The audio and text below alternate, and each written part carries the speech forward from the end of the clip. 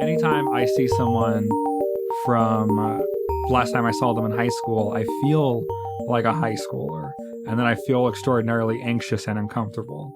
And so I think like there's a part of me that just never wants to see anyone that I knew like before I was like 21 again. Because I just get set back into that time when I was very anxious. I don't know. Do you guys feel that way? Do you guys have that like things that make you feel like you're a teenager, or like things that make you feel like you're like back in time, like you step back into an existence that you don't no longer are a part of? I moved back to my hometown, like where I grew up a few years ago after not living there for a while, and like driving down the streets I used to walk around in high school made me feel really terrible. It made me feel really old and upset. I don't know if it made me feel anxious. It just made me feel bad about getting old. And that I moved back to this godforsaken town. Gotcha. Can't relate. Okay. Yeah, I just, just like that feeling of like constant anxiety and that everybody hates you. Welcome to Overthinking Games, a video game podcast about what games can teach us. This is November 20th, 2025. A happy Turkey Day for American listeners. Brett is a heathen, which is what I call Canadians. So true. So true. And so he has a Thanksgiving, though, but it just happens earlier? You guys do have a Thanksgiving. It's a month and a half early. It's like the second weekend of October. Yeah. Yeah, but it has nothing to do with Squanto, though. So no, not at all. Canadian Thanksgiving isn't about the Pilgrims in Squanto. It's about harvest. It's the harvest festivals. You know who Squanto is? No. Squanto's like the Thanksgiving guy. Okay. He's the guy that saved the Pilgrims. That sounds reductive. Okay. Anyways, so November 20th. Today, our topic of conversation is the limitations of video games. So looking at what kind of experience that video games cannot facilitate or are bad at facilitating. This is something I've been really interested in as I play more video games. And every once in a while, I'll play a video game that expands what I thought video games could do. And so, like, I'm really interested in, like, and also it's like a new art form, really. And so, like, I think looking at, like, the limitations of either what in principle a video game is incapable of doing, or, like, what in practice a video game is capable of doing, or, like, what have we just never experienced a video game doing, and things like that. But before then, we're going to talk about what we've been playing this week. I will go first. Oh, we need to introduce ourselves. Hi, I'm Dempsey. We have Brett. I'm Brett. We have Seth. Oh, hey. What's up? Katie has mono. She has the kissing disease, and she died from mono. She's married. Don't think too hard about that. That makes sense. Yeah. Okay. And so I have been playing two games, one more than the other. I've been playing Call of Duty Black Ops 7, specifically the zombies. I do not care about the campaign or the multiplayer. The only thing I care about is the zombies. And it's, so I will get like every like 2 or 3, I'll get like every third Call of Duty game. So I have like a modern zombies so I can play zombies. And so the last one I got was Cold War. And so I got Black Ops 7, and the zombies are fun. There's only one map, but I hope, they expand it and have more. So it's one map, but it's different locations. So like, and each location is about the size of like legacy zombie map. Okay. So it's like transit from like Black Ops 2, where you go from location to location, and you get in a pickup truck, and your pickup truck is also like where your pack-a-punch is. And then they have some modes which treat the individual locations on the map like their own map. And so it's, I think it's fun. I don't have that many opinions on zombies. I like to listen to podcasts and like be cozy, and, zombies are kind of a thing where it's like meditative because of how mindless it is. And it's just really comforting. There's not a nostalgia with zombies for me.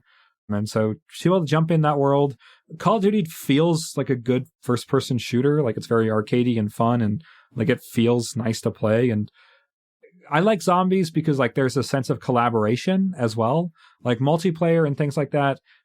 Like having a team, like having like a multiplayer team, I feel like is too much coordination for me.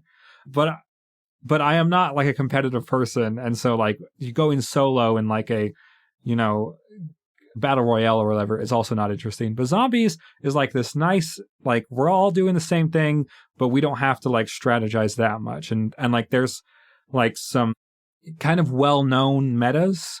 So like once you jump in, you kind of naturally allocate responsibilities, who's doing what and things like that. I don't know.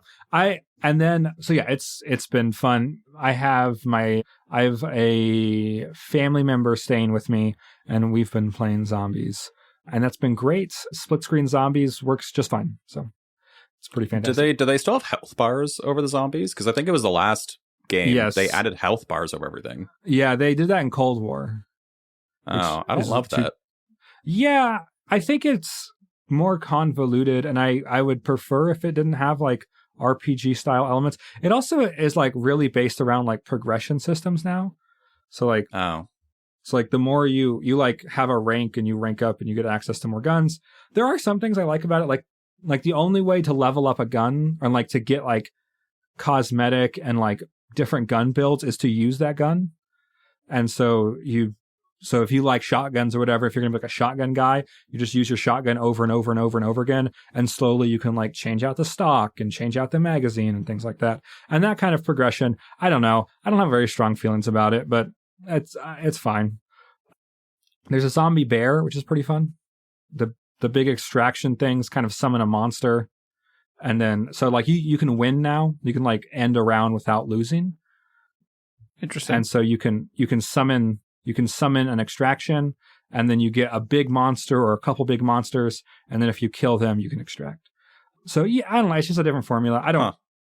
It's fine. Also, the classic zombies where it's endless is still there too. So you can have, you know, whatever experience you want.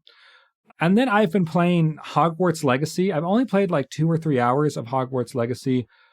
It feels really unpolished for being like from the most profitable franchise on the planet. Like Harry Potter's up there with like Pokemon as far as like billions and billions of dollars.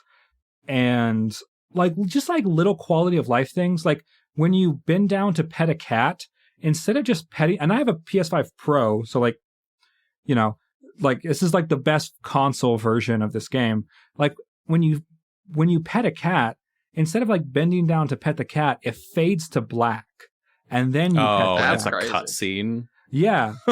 Which I'm like, this is horrendous. Also, like the map is 3D, but not rotatable, which is really annoying.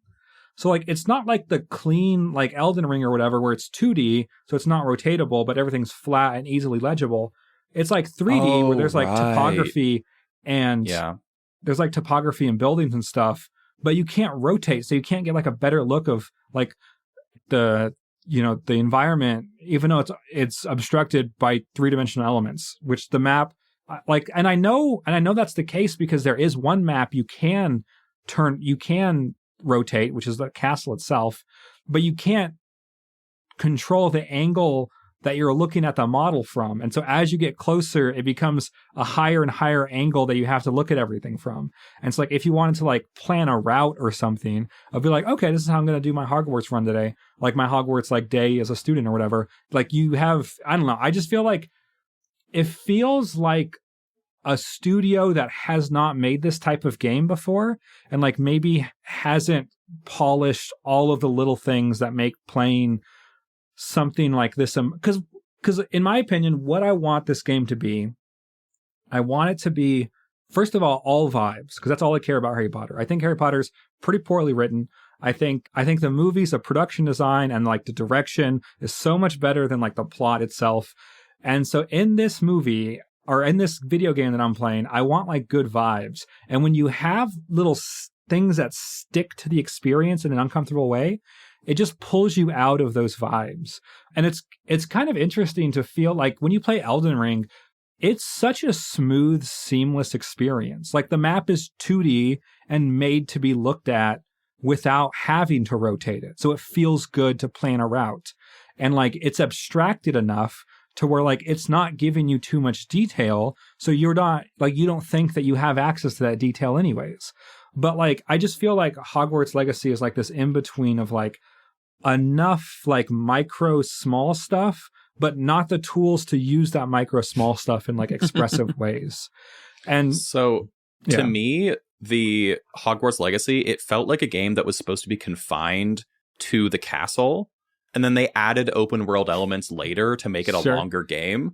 And I think that what you're explaining with the map and stuff, where it's like not rotatable outside the castle, it feels like it's one of those like oversights that came from just a sudden expanded scope that wasn't supposed to be there initially. So they didn't plan for this at all. And it just ended up being a lot of weird jank, like a lot of the overworld stuff is in that game. That's how it feels to me anyways. Yeah. And so I think they're going to make a second one, and I hope the second one smooths out a lot of that awkwardness, because I love the idea of just like being a student in this magical high school, going and seeing the grounds, and there is a lot of fun environmental stuff. And my favorite version of like the Harry Potter world is like mundane magic, like little everyday small like types of magic. And I think it does introduce those elements pretty well to make it feel like whimsical. Like I want it to feel whimsical. And I think like the production design does do that very well. It's just like these little like game dev issues that are like kind of specific to video games that feel like, oh, like this is a little bit like having to like some things that I think the character should be able to be animated to do. Like you have to cut to a black screen before the character can do that. And like that just like that doesn't feel good in like an otherwise open world, unimpeded experience. The voice acting is really stiff. The dialogue is bad. It looks kind of like a PS3 game. So, you know, I think I'm gonna continue playing. Also, because of the context of Rowling and like the like political controversy around like the existence of the Harry Potter IP, and it recontextualizes everything in the game in like a way that is both interesting and exhausting, because like now every act that you take feels like a commentary on this thing in the real world, or like if there's a story element now or like a way that magic works, it feels like it's in conversation with like the alt-right. I guess like it's like it really sours the fantasy that you go to Harry Potter for, is to like be like not have to apply like a scrutinous lens on these things. And because of Rowling's behavior, like literally everything you like when there's a black lead support character or whatever, because your character can be whatever race, or like it's a create your own character type thing. But like it's not just like, so like for example there's a character, and I think this is great. I think it makes Hogwarts feel more elevated. But one of the professors is from Africa, and they talk about the school in Africa, and then you befriend the daughter, and like the daughter talks about, you know, her dad moved here to teach. This was the school she went to, so she's kind of in your boat. And like, there's some level in which like that's very fantastical and really fun, and it makes Hogwarts feel like a law. You know, it's like going to Cambridge and having you know experts from all over the world come and teach there, and like that's how it should feel. But like you have this layer of like political conversation on top of that, and it just makes it exhausting to like have any experience with. So I think that's lame. But I mean, I knew that going into the game, so it's not surprising. But okay, Brett, what have you been playing? I think that's all very fair and true. I was shamed when I first bought Hogwarts Legacy because I bought it when it came out, and I have a couple friends who are trans, and they were very against me buying it at all, which I understand. I'm not going to say I don't understand, but even just in that lens, it's just like, I just want to enjoy this thing that I did as a kid, and it feels now bad, and that makes me kind of sad. But I also understand the controversy around it. Controversy aside, this week, so I started playing a couple different things, actually. So I went back to Battlefield 6. I kind of stopped playing Battlefield for a while, or for a couple weeks.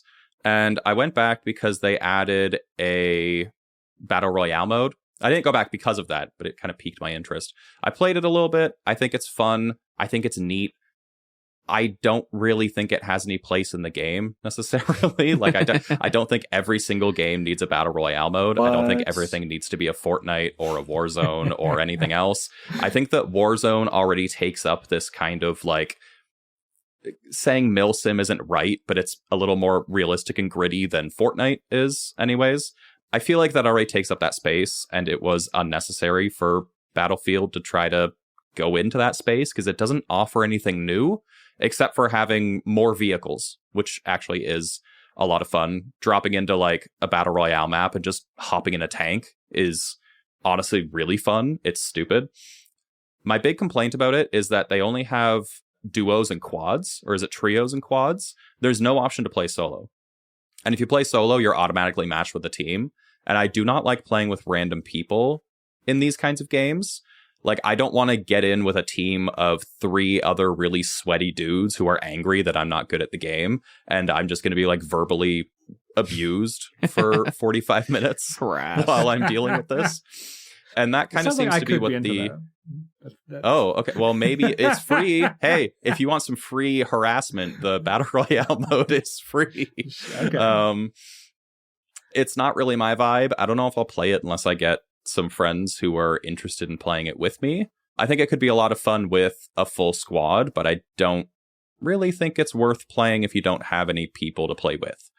So that's my commentary on Battlefield 6. The other thing that I've been playing, which I don't think I've talked about yet, is Ring of Pain. It's an older game. Have either of you played Ring of Pain? No. I do not know what this is. Surprised you haven't, Seth. So it's a roguelite, or a roguelike, kind of. So it's also kind of, I don't know, calling it a card game is not right. But so basically you spawn in and you have a bunch of inventory slots. So you have like a weapon slot, chest slot, feet, whatever. You have like 12 different slots. And the goal is to just fill it with items and get stronger while fighting monsters in a ring. So you spawn in and there's a card to the left and right of you, and it continues around in a ring. So it's either monsters, items, chests, or an exit card. And you basically just have to fight your way to the exits and make your way around an even larger ring until you get to the end of that ring. And then you get to choose an ending, go further, fight boss, do whatever. And there's a lot of really cool stuff along the way. So I used to play it, and then I got annoyed that I wasn't good at it. And I beat it a few times. And that was very satisfying, but I could not beat it consistently. And I couldn't figure out what I was doing wrong. Turns out I'm just bad at video games. So that was pretty cool.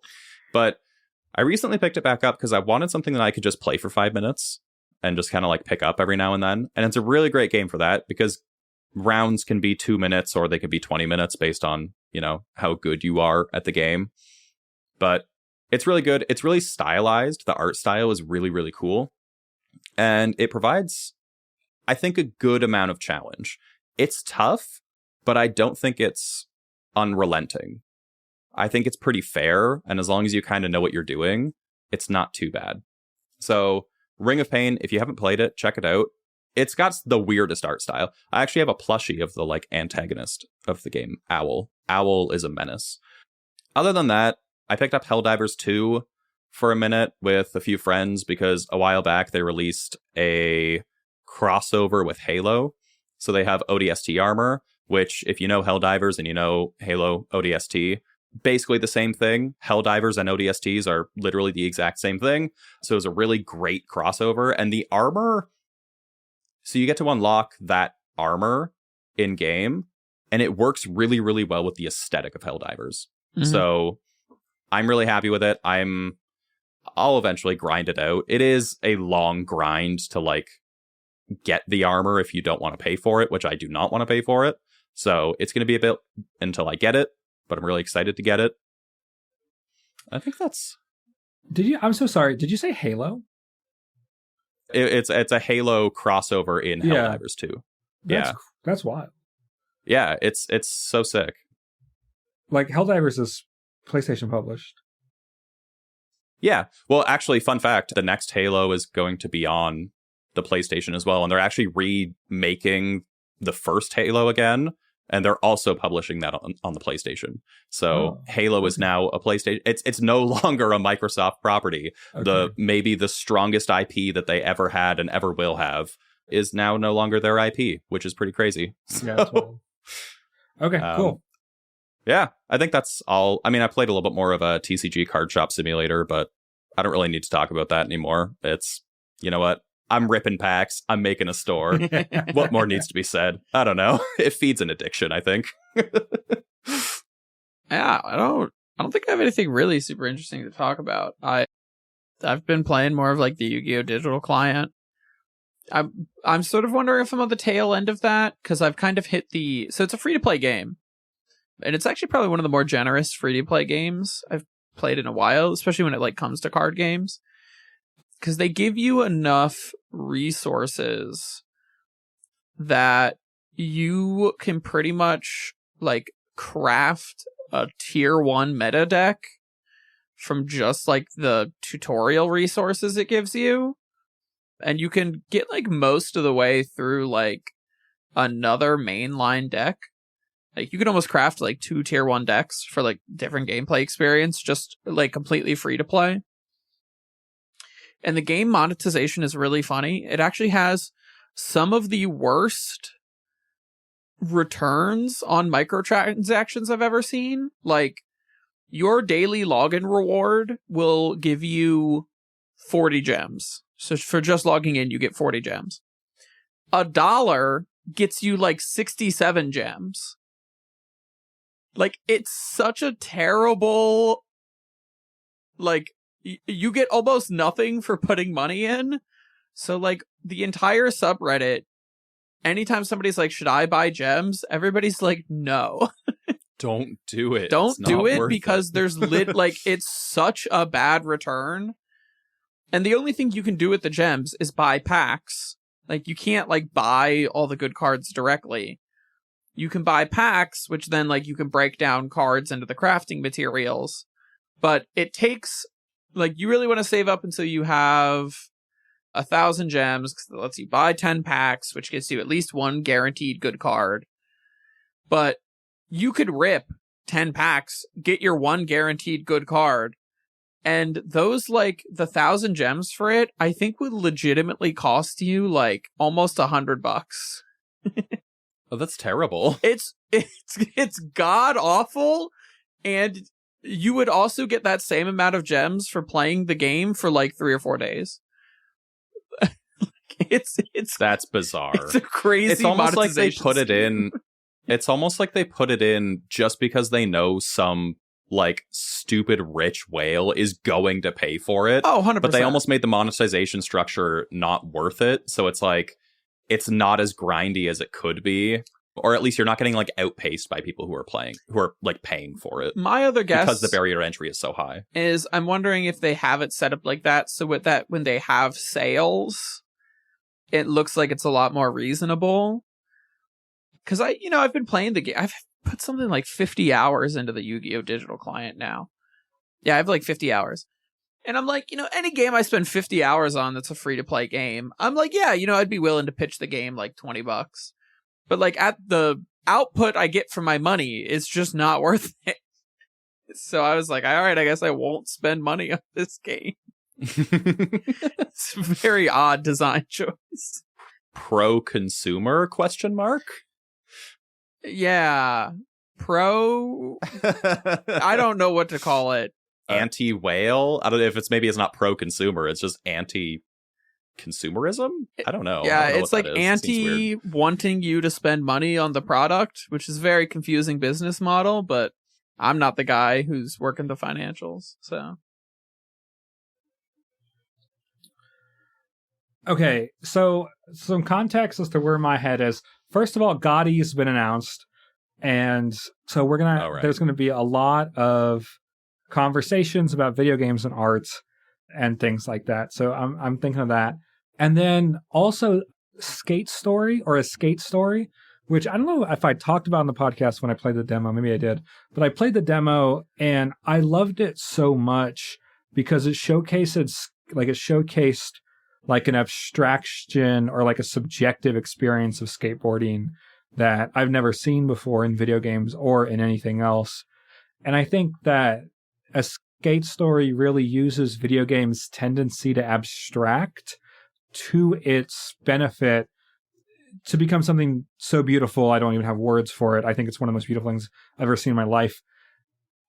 And another thing I was thinking about, so I was Googling, because I like Detroit Become Human, and Quantic Dream, I think like a month ago or whatever, released that they were like gonna, like Quantic Dreams, because they're no longer a PlayStation studio, so they're supposed to release a Star Wars game in the same like cinematic style as like Detroit Become Human, but before that they're releasing like a 3v3, some kind of like battle royale extraction, whatever, a bunch of words that like shooter-esque thing, which is not in their wheelhouse, and people are really confused because that's not what people want from a Quantic Dream game. Sure. And it looks really generic and bad.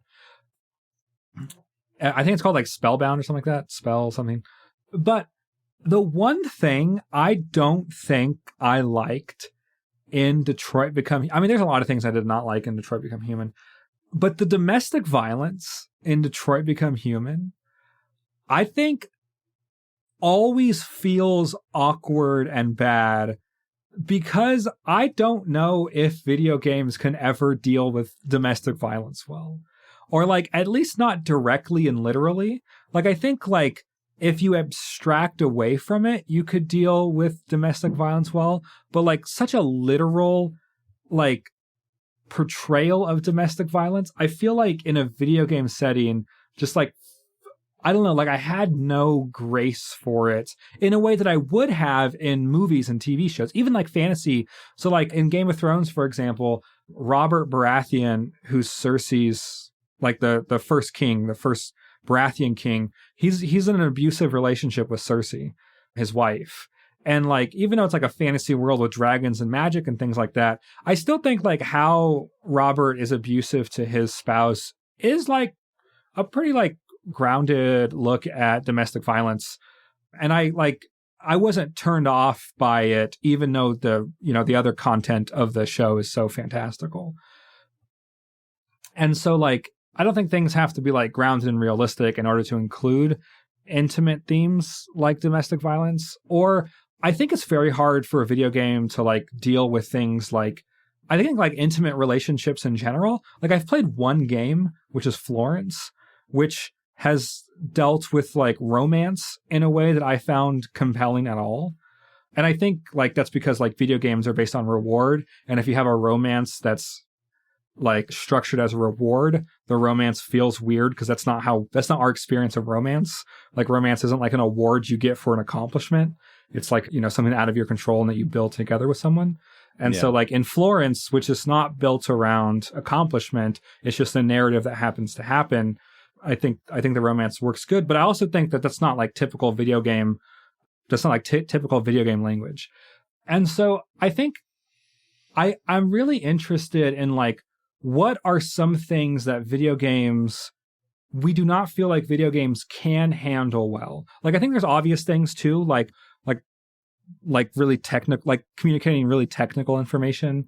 Like you're not going to learn about like watershed systems in your local, mountain range from a video game. Like you should. They'd be pretty sick though.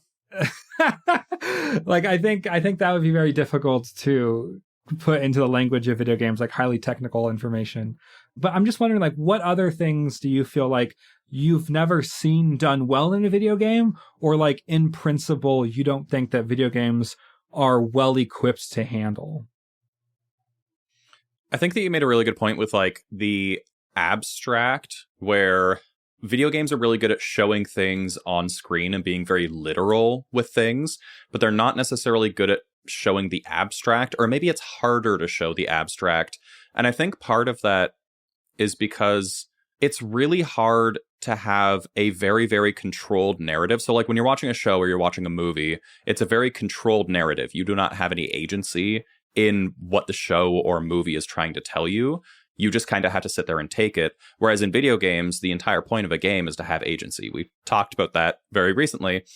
And once you try to control a narrative to that point, you take away player agency, which can be very frustrating for the player. Sure. Having a very, very railroaded experience can be very frustrating for someone who wants to just sit down and play a game, especially like as an adult. Maybe I only have a half hour to play a game, an hour to play a game.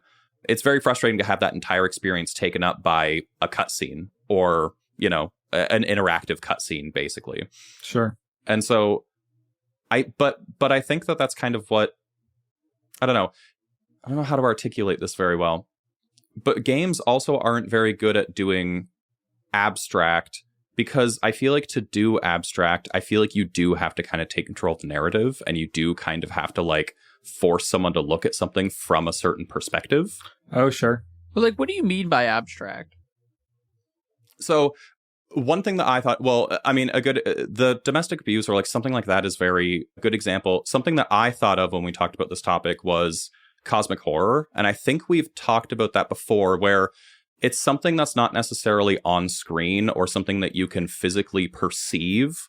But when I think of like a good example of the abstract would be Lovecraftian horror, where Lovecraftian horror is strictly a vibe. It is not the physical presence of one thing or another, with certain deviations, I guess, where you have, the Call of Cthulhu, or is it Shadow over Innsmouth, where you have the fish people, and that's like a very like viscerally, physically upsetting thing.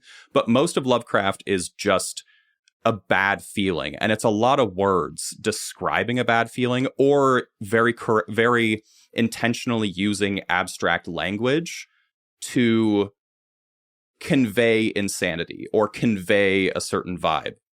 And you can't really do that in a game. So something like that, or when you think of, when you go and look at, if you go to an art gallery and you look at art, most art is not literal. Most art is something that's there to convey, to evoke an emotion, and that often is abstract, and you have to look at art in a certain way to kind of understand where the artist was coming from. If they're trying to convey sadness, they're not always going to draw someone crying.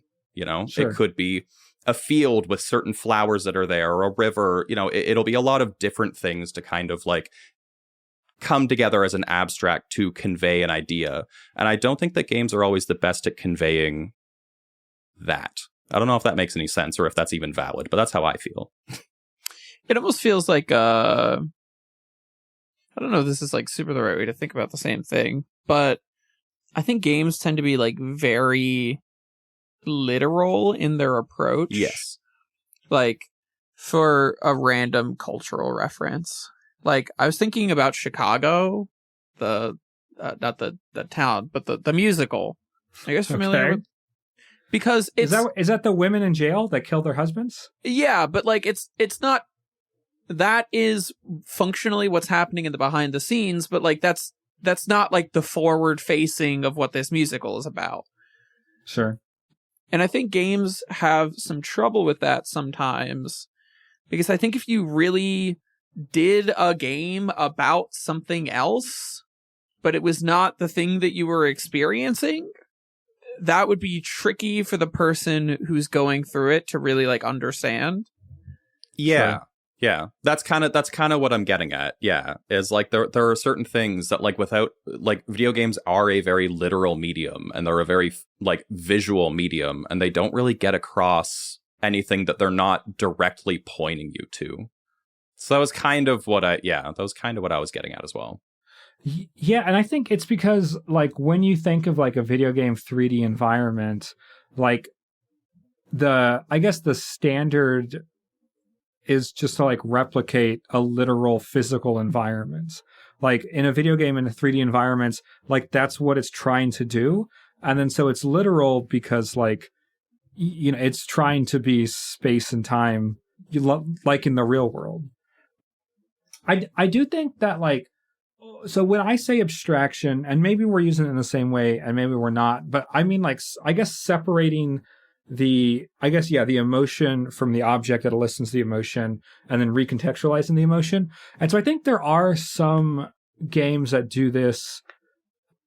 Like I think a non-literal but very nuanced and pointed game is something like Papers, Please, where that like conversations about bureaucracy, corruption, discrimination, and privilege, it's kind of, but I guess it is really literal because you're stamping passports. I don't know if that's a great example. I think that's a game literally about what it, what it is. But I think that's a good example because it's one of those things that you can read into a lot of the stuff that's happening in the game without necessarily being strictly told exactly that's what's happening.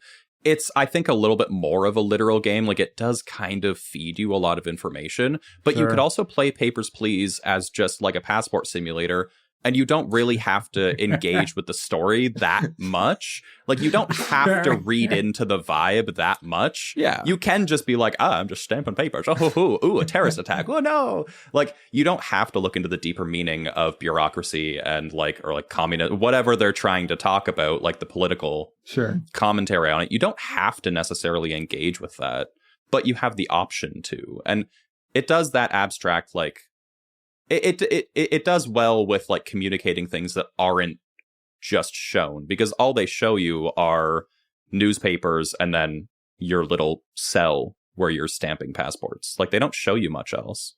Sure. Yeah, I mean, it's not to say that like video games can't be like subtle about their messaging, but also I think, and so I want to pivot this to the other side of things, because I think it's true that like video games have some trouble being abstract, but like Dempsey also brought up the point that like, video games are not a technical exercise, right? Like, I wouldn't expect to go into a game and really be enthralled by, if I'm playing like an RTS, I don't want to have to like worry about how the tanks are fueled, because this is like a level of technicality that's like far too beyond like why I'm playing this game in the first place. And I think the second side of that is also, Dempsey, like your point about like games do romance bad, is that to me, that's a level of like, oh, there's like a lot of nuance that is expressed in like how you are romantically attracted to somebody and how that evolves over time and how that is not like a consistent process, that like you just can't get into the like technical level of detail of in a game that also makes it fun and exciting. My sort of job relationship to this, I did a fantastic lab this week as I'm a science teacher, and I do this lab every year, and I tell students it's the most boring lab we do throughout the entire year, and it's also the one most accurate to being a scientist. I have them point some lamps at some paper and then measure how hot they get every 2 minutes. And then they ask me, what are we supposed to do in between the readings? And I go, I don't know. You just have to make your measurements every 2 minutes and don't mess it up. So they all just kind of like sit around and talk with each other. And then they like, I'm like, okay, 2 minutes. And then they like zap the paper. It's like, it's ultimately like an incredibly boring experience, but also like real to the process of being a scientist. And I think like it would make for a terrible gameplay experience. Sure. Because like I'm not making a game to try and emulate the experience of like being a scientist. Much, and I think like a game is not designed to emulate like certain aspects of real life, much more like the vibe of it, like you're sort of saying, Dempsey. Sure. I guess it's because that we assume video games need to be entertaining. Like a book can be not focused on being entertaining, right? Well, there are plenty of non-entertaining books, right? Like there's technical like manuals the Dune Saga, and or a lot of encyclopedias, and in fact, most books are not entertaining. Yeah, and so I think like that is maybe like the main limitation that video games, that like what video games can accomplish, is the fact that like they like need to be entertaining to like be a game. And I think like even games that like play with that, like the rock simulator where you can be a rock in co-op, like it's still like an entertaining novelty, right? Like it's still like an entertaining, like it's still based on like being entertaining that this exists or whatever. It's, and I was going to say on Seth's point too, and also on this point, like, what about simulation games? And like specifically VR games is kind of what I was thinking, because you have like games that are the job simulator where you work at like a cafe or you work in just a desk or whatever. You have cooking simulator. You have, I mean, there's power wash simulator. You have all of these things that aren't necessarily interesting or exciting activities. Sure. But the game has to find a way to gamify it and make it exciting. So like the cooking simulator, I think is like one of the most boring simulators, but they make it interesting by just cutting down time. So instead of it taking 15 minutes for a piece of chicken to cook or whatever, it takes 15 seconds. For water to boil, you're not going to stand there for 10 minutes and just look at a pot of water in VR. You're going to wait 3 seconds and it's going to boil. So I think a lot of that, they'll cut out a lot of the boring time, like the students saying, what do I do for 2 minutes? If that was a video game, you'd wait 3 seconds and then you'd click the button again, because 3 seconds is about as long as I think anyone's willing to sit there and look at a piece of paper without going insane while playing a video game. Like playing a video game is inherently, you have to make it an entertaining experience, or it's just anti-consumer. And so I think maybe that's a limitation of games, but is that just like a design issue? Like are we like, I think part of that is the assumption that we're like assuming that a game has to be like it has to serve some sort of entertaining function. Dempsey, I had a question for you, if you know more about this, just because you're like film related. When cinematography and like films and stuff started becoming like accessible to do as like an art form, were early movies like all entertainment? Did they have like early technical movies? Like, early movies were pretty much all entertainment, like immediately. It was mostly stage magicians. Like magicians were the first filmmakers, and like Thomas Edison and it would have been like the Lumiere brothers would have been like some of the first filmmakers, and they were stage magicians by trade, and they could understand how to make a spectacle with the cameras. Like they did early matte paintings and things like that. There's this really famous one of this guy taking his head off because they learned how to mask, like do an early version of masking out. Films were mostly entertaining for probably like the first like 15, 20 years of like people being able to use film well.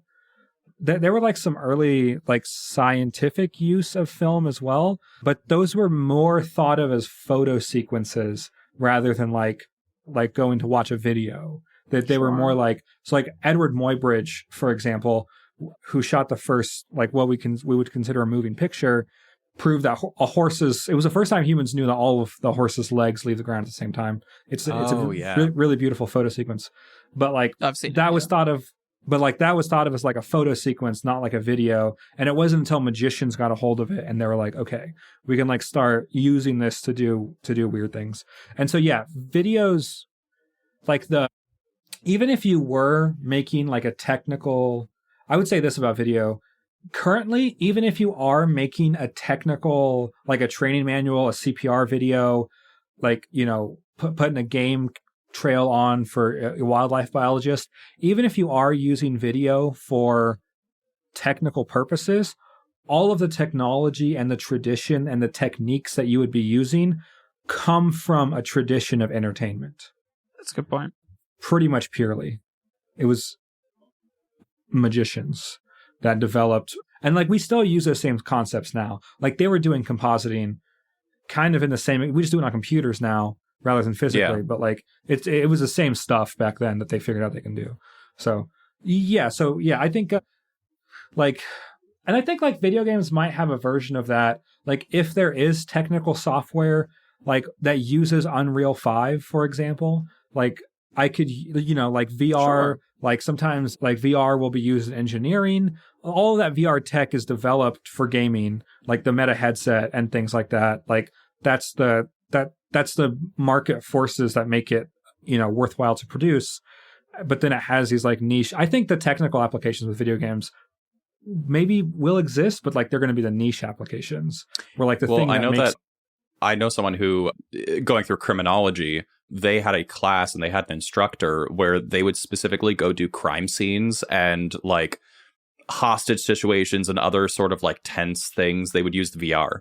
So they had like a classroom with like dozens of like Quest 2 headsets, and they had all these like proprietary programs to simulate crime scenes, to simulate shootings, to do sort of like, you know, base marksmanship stuff, which I think is a really, really great application for VR. I think that's such a good use case for it. You think in that case, they also do things like make things go faster so you don't get bored? Like, it's like... but that's the difference, is that like that is an instructional thing. That's something for a class where you can take your time, and I'm going to spend 3 hours looking at this crime scene because it's, you know, that's what it's going to take in real life. You know what I mean? Or like, okay, diffusing a hostage situation. I'm going to be in this headset for 2 hours talking down this person because that's what happens. And like, you can use that and you can kind of like be really boring in school situations. Like, I think because that's how life is. Life isn't always just exciting. It's not always instant gratification. Whereas when you take that same application, and if I had that software available on my headset and I wanted to just play it, why would I do that? Because I can go pick up Contractors instead, where I can just go get that immediate, like, snap, boom. I'm going to, like, go play Call of Duty in Contractors or whatever, right? Yeah, I think it's different use cases. And I think that's the limitation of video games, is I do think they have to be entertaining. Yeah, to a degree. I would agree. I think if they're not entertaining and if they're doing something else, then they're not, then they're not a video game. It's not anymore. A game. And it's not a game. Yeah, it's not a game. And I think there are some things that blur the line. Like who was it? Someone released like a virtual museum album installation in Unity or whatever. I want to say it was like Radiohead, but I don't know if they're still making music. That sounds about right. I don't know. And so like, it's like, you know, it's a virtual museum, and it's going to use a lot of the elements of a video game, just not have like goals or achievements or, you know, a win state per se. You know, so I think things like that, like I think just because it's using video game software or video game tools like 3D environments and things like that, doesn't necessarily mean it's a game. And so you could have boring, you know, technical. I'm wondering if there's like, you know, will we see because like, are we then restricting like video games to entirely like an entertainment medium, or like is there going to be an evolution of video games some point where it's no longer a video game, but, you know, what are we going to call it? Like video experience? Yeah, right. Like, it would be like a 3D experience. I think like Beginner's Guide kind of rides that line a bit, like it's more of a narrative experience, and like there's no win. I would say there's no fail state at the very least.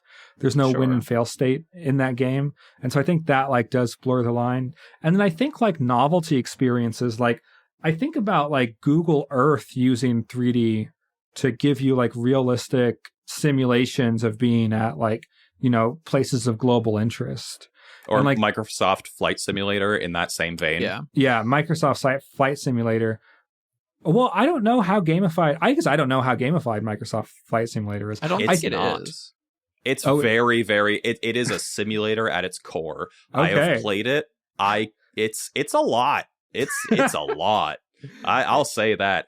You have to be a flight enthusiast to enjoy it, and I think that's kind of the bottom line. It is. I wouldn't say it's an educational tool, but it does like use simulator to, I think, the best extent that any.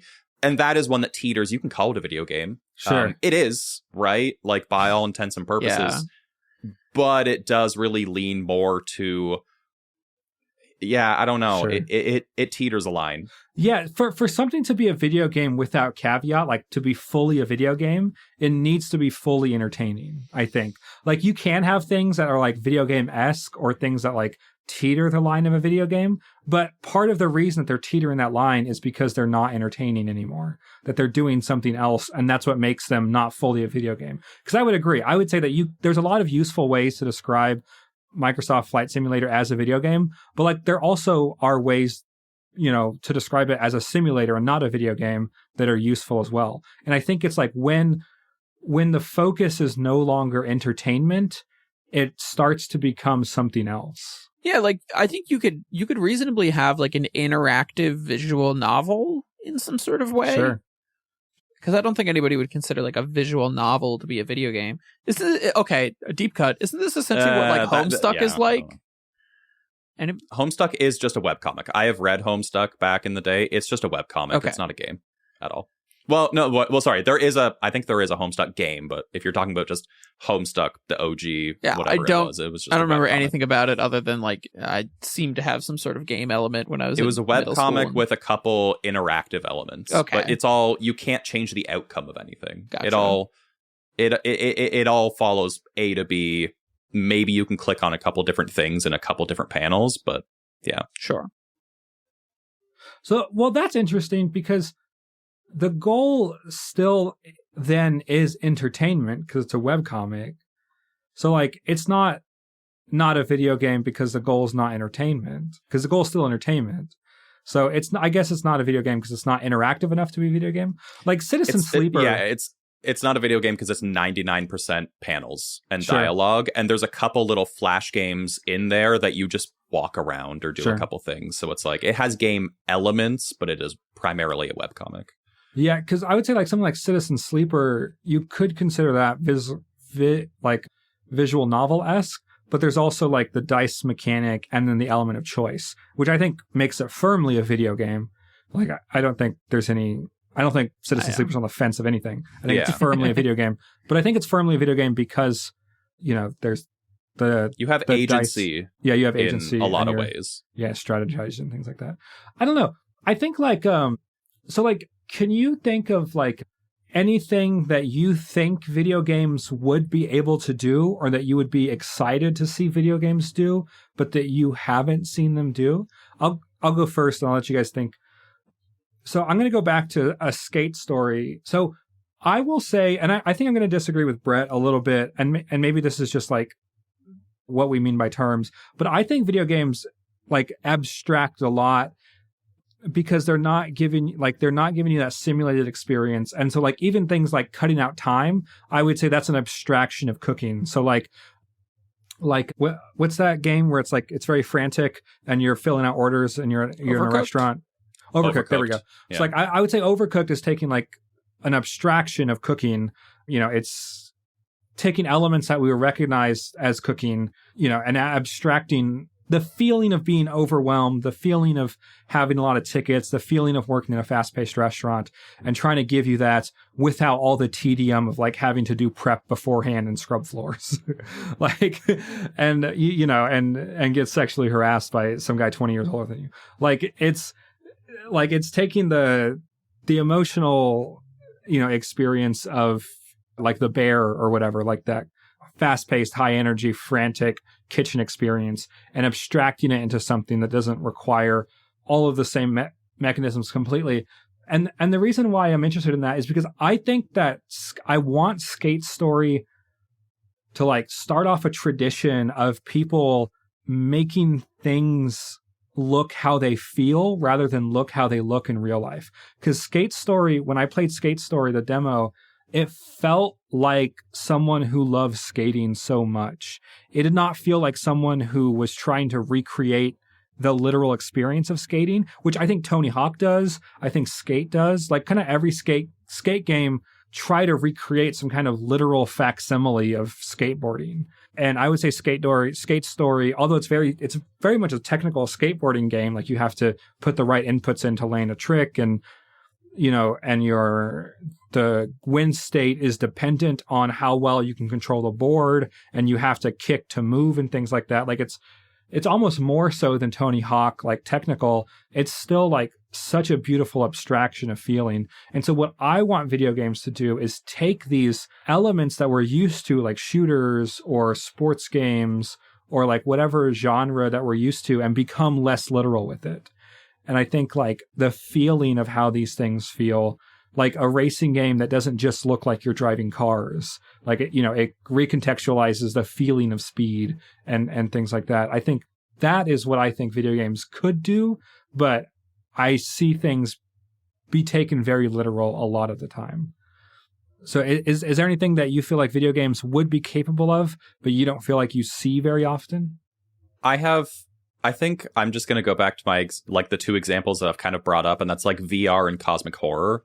Sure. And I'm going to say that I think the big limitation of VR is always getting VR in people's hands and getting people to play VR. Sure. VR is a very demanding experience, both monetarily, physically, and mentally. It is, if you do not play VR and have not played VR, it is an exhausting experience. My wife played Cooking Simulator for like a half hour, and she thought she was going to die. Like, she felt so motion sick and awful. And I think that's most people who I know, that's their experience with VR. Yeah. And people aren't going to pay, you know, VR headsets are expensive unless you're getting like a used Quest headset you can get for like a couple $100, whatever. But like, VR is expensive and it's hard to convince people to get. And I think that's a big limitation. And so because of that, I don't feel like people are investing as much into VR as they could. I agree. I agree with this completely. So I've talked about Half-Life Alyx, which is, in my opinion, a perfect VR game through and through. But that's also because it's a AAA VR game that was made for VR. It wasn't a game that was made with VR as an afterthought or a gimmick. It is purely, hey, here's what we can do with VR, with physics, with interactivity, with everything. It is like the perfect, like, hey, here's what we can do. We should be doing this. Like, more people pick this up and do it. And so I think what I want to see more in games is, like, I would love for the VR space to be more explored, because I think there's a lot of what we can do in VR in relation to, so like cosmic horror is a good one, where I think that the feeling of cosmic horror, you could probably get across pretty well in VR. If you are physically immersed in the game, with soundscapes and different weird art direction, you can do that a lot better than on a 2D screen. You can do it, and there's games like Senua's Saga that do kind of evoke that sort of like madness feeling. Yeah. But it's not something that's explored very much. And I think that, again, the big limitation is just getting it into people's hands and making people care about VR, which most people do not and will not care about VR, which I think is valid. It's just an underutilized and very limiting experience. Well, and I think, and to add on to this, I think you're 100% completely right about VR, and I think it's sad because I've had really, really beautiful experiences in VR. The game where you're a robot and you get to create yourself over and over again is really beautiful. And then I played Before Your Eyes in VR, and that was really beautiful.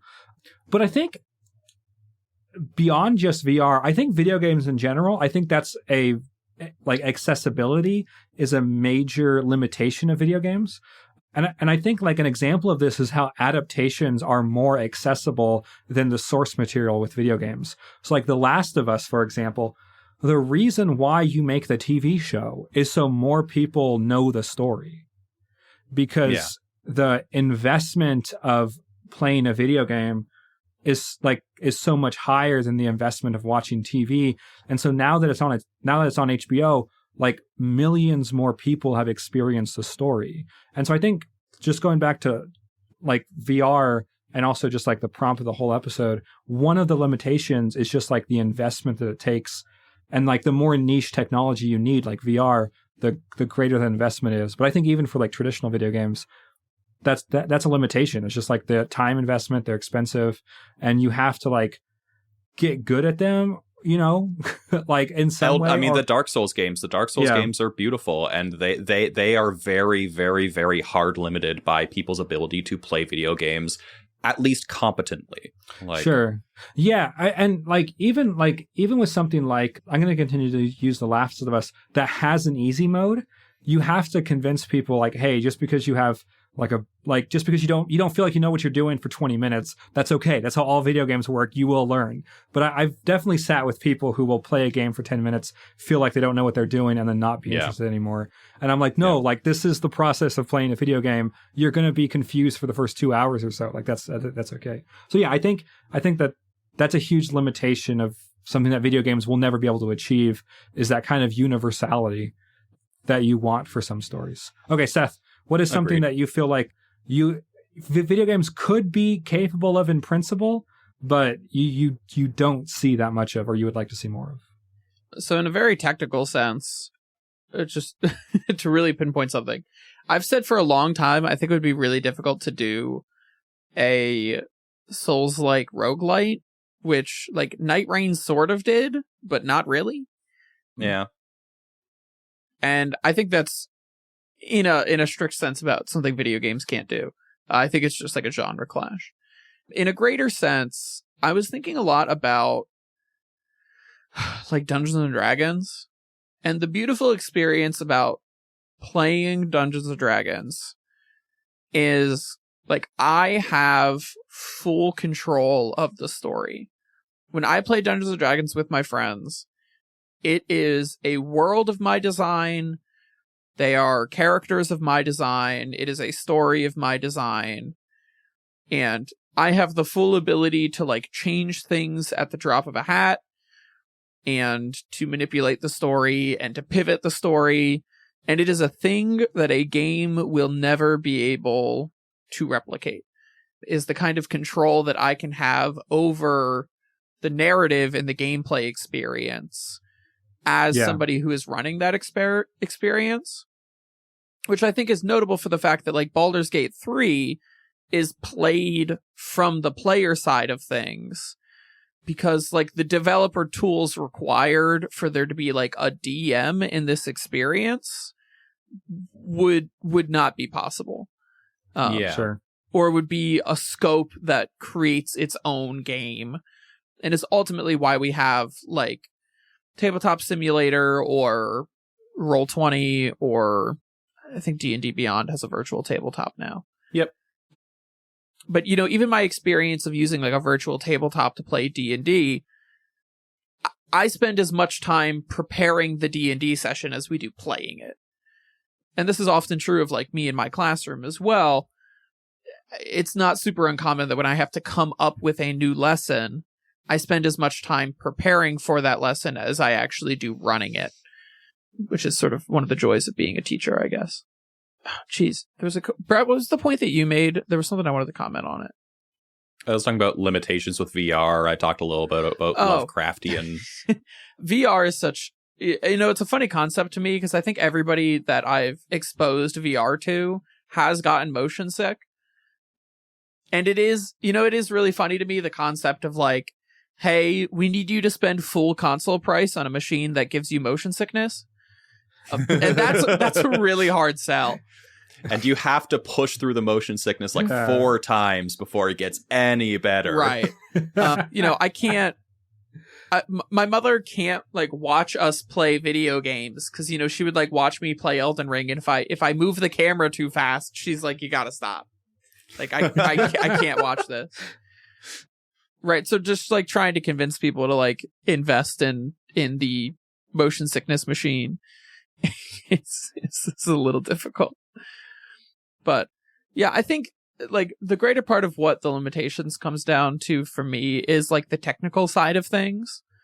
I don't think there will ever be like a video game that can replace my like job as a teacher. I think, Brett, strictly for the reason you said of like, education is not always supposed to be fun and exciting. And like sometimes I do need you to like learn about watersheds, which is a thing I actually teach about. And we try and make it like local and relevant, and we try and incorporate some like interesting things about it. But like ultimately science is sometimes like zapping a piece of paper to see how the temperature changes under a heat lamp for like 20 minutes. And there's no avoiding that. And that's the reality that like not everything is instant gratification, and not everything is gamified, and not everything needs to be gamified, and not everything needs to have instant gratification, because like a pot of water takes 10 minutes to boil, and like the laws of physics aren't going to change if you try and gamify it. So, and I think you lose something in when you abstract it and gamify it. Like, it just wouldn't be the same experience. You wouldn't be learning, like the having to wait for the paper to heat up, like that experience. Like if you were to remove that, like right, if you could just go like zap zap zap zap zap zap zap zap. There's no. It does lose some of the essence. It loses the fact that it's my favorite activity, because you could just be like bing bing bing bing bing. Okay, I'm done, and I'm like, well. the tedium is sort of part of the experiment. Yeah. Yeah, and like that gives you like a sense for like what things like I think of like cooking as a simulator versus cooking in real life. Like obviously cooking in real life, like the fact that water takes time to boil or like how fast things heat up, like all that tediumness is the act of cooking. Like that's what it means to be a good cook, is to manage that tedium well in ways that are beneficial. So if you take all that away, you take away the ability to be a good cook. Well, and there's the meta level of things, right? Which, now I am experiencing as I've lived with my girlfriend / fiance for the last 7 months. The act of cooking is so much more than the actual cooking. Yes. It is in the prep work, and it is in the fact that I am like making food for my loved ones. That like I can ask her every day, like, what do you want to eat? And then I actually have like developed the cooking ability to prepare that. And then I get to share in the experience of like the results of the cooking. So I don't think a video game is ever going to be able to emulate the feeling I have when I make a really nice dinner for my girlfriend and I, and like we can sit down and enjoy it together. As much as we all would like to have the Spy Kids microwave meals at our disposal at all times, where I can just like spend 2 seconds and zap a thing and it's a Big Mac meal. Right. I think there is something to be said about the tedium of things. And I think that is something that gaming just inherently can't capture while being entertaining, because life isn't entertaining. Life is just boring and tedious on occasion. And I think that's why we play video games, is to kind of experience something that isn't incredibly boring and tedious for a couple hours. And then I play RuneScape for 1,000 hours, and that's... and then you engage in tedium. Okay, well, I feel like we covered it. I feel like that's a podcast. So I guess we'll do final thoughts. So my final thought is, I think touching grass is good. Touching grass, if you do not touch grass, there is no simulation of touching grass that will allow you to feel that. And so, and so I think that's one of the things that this has taught me, is like, there's just doing something for reals. Like video games are nice because you get to see that activity through someone else's eyes. Like you get to have someone else be like, hey, this is what cooking in a fast place feels like for me. This is the emotional experience. This is what skateboarding feels like for me. This is the emotional experience that I want to share with you. But like, as beautiful as Skate Story is, and I don't think it's trying to teach me what actual skateboarding is like. It's teaching me what this guy feels when he's skateboarding, not what I would feel when I'm skateboarding. And so like, I think it's just, it can never be a replacement for like an actual experience. It's always in conversation with someone else's experience. So that's my final thought. Brett, what do you got for final thought?